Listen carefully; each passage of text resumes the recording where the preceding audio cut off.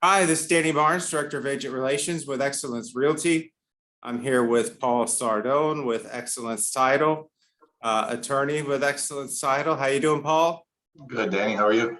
Good. I don't know if everybody saw, but last week you immediately posted in Excellence Hub a little survey on what would everybody want to see, and everybody picked the appraisal contingency. And Paul's briefly talked about that before, but maybe today he can go into a little more in depth about the appraisal contingency, keeping it within the 7 or 8 minutes that we always try to do too. So I'll turn it over to you, Paul. Quit taking up your time, and good seeing you today. Thanks, Danny. Yeah, so we have touched on it before with the changes in the contract, but given the nature of today's market, the appraisals and appraisal contingencies is a hot topic because of the way a lot of offers are coming in, not subject to appraisal, or buyers willing to pay more than the appraised value. So the important thing is to keep in mind is with the new contract, initially, it is subject to the appraisal, and it's when there's financing involved, when there's a lender involved, and the appraisal needs to be done before the loan approval period. So where the question comes in, I believe, is, that's the standard. And even if you have, well, this is something I always mention to a lot of my investor clients, is that even if you're buying cash, you can include an appraisal addendum. It doesn't mean you're just because it's not subject to financing, you can still make it subject to appraisal. If you don't want to overpay, you're paying cash. You don't see it as much nowadays, but that's also an option. So the question, I think, mostly comes in, the reason why people want to talk about it is because a lot of contracts are being written now that are not subject to appraisal, or the buyer is willing to pay above appraised value. So my advice there is just be very careful when drafting these types of clauses, and try to use the addendums that's included with the contract. Yeah, we had the question the other day. An agent was like, "Can I just write that in?" I'm like, "No, I'm pretty sure you need to use the appraisal addendum." Yeah, I've gotten several calls on deals that are blowing up. That they need to hire an attorney, and nobody wants to get to that point because of poorly worded addendum and the additional terms, especially where somebody writes in, buyers willing to pay $10,000 above appraisal, but then there's no limit on that. So if the property is being purchased for $300,000, and the appraisal comes in at 220, the seller is not gonna sell it for 230. That wasn't their intention. So then the listing agent write something like that, and it's kind of vague, and it doesn't have parameters really as to what it needs to appraise at, what the values need to be. It's poorly written at the end of the day, and it's vague, and that's what creates disputes and leaves everybody upset, and then creates problems for you guys as agents. So my advice is, when in doubt, use the actual appraisal addendum. That's one of the writers included for the contract. The reason why I like it is because it sets a price that is the minimum required price that it must come in at in order for the transaction to proceed. So in our scenario, if the buyer's intention was like, I'm going to buy it for 300 units, the appraisal comes in at 290, you can write in there, minimum appraised value for the buyer. Both parties agree to continue if the minimum appraised value is 290,000.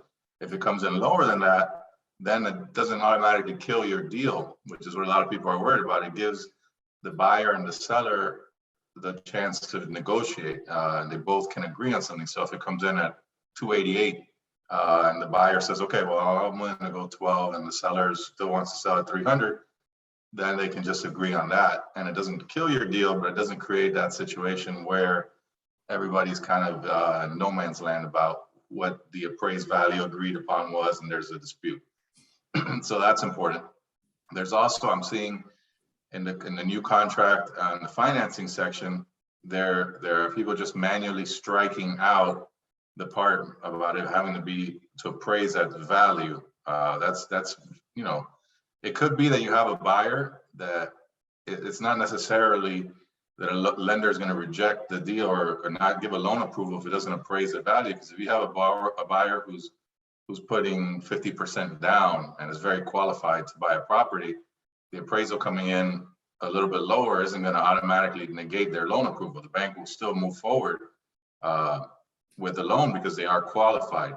So that's where it gets dangerous if you cross that section out, the section that says that it's subject to the loan approval. And I have seen that where a seller will cross that out because they don't want it to be subject to appraisal.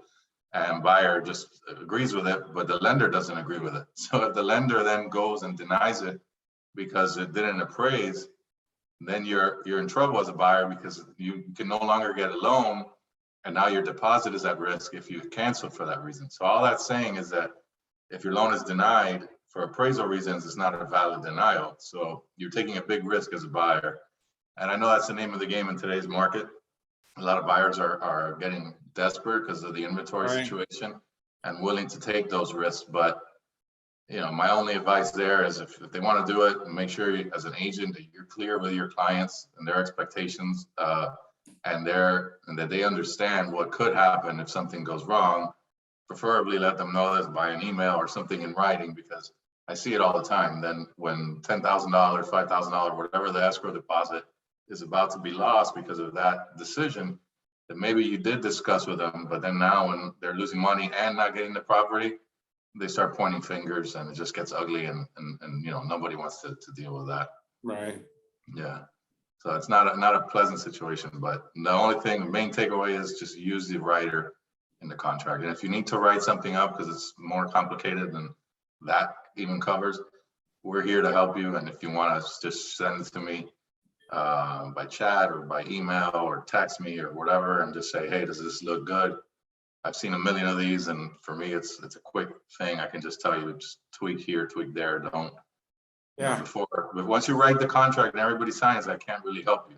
I can help you the law's on your side. I can help you. If not, it's basically, trying to work something out where the damage is mitigated. But most of the time I get involved, people get me involved when the damage is done. So I'm just trying to help out. But if you do it during the contract drafting phase, I can help you avoid those problems. Yeah, we had that the other day. One of the girls I was talking to, newer agent with us, she's like, now what was that lawyer's name that was that, the luncheon the other day? And I'm like, that's Paul. Yeah. She's like, yeah, I need to give him a call on something. I'm getting ready to do something with, I don't know if she called you. It was with some land or something. And yeah. I'm like, just give him a call. He's a great guy. He's going to help out. Obviously we want your business with excellence. Right. Title. Even if the deal's not with us, and there's sometimes you can't control who's handling the deal, and that's fine. You work with us, and just don't be embarrassed because this deal is somewhere else. If you have a question, I'd rather help you than help you later when right, it's too late. It's too late. Yeah. I've had so many deals where I've loved to talk to an attorney. Mm-hmm. I had to talk to the title company who didn't really know what they were doing, shouldn't be doing what they were doing, lease options, other things.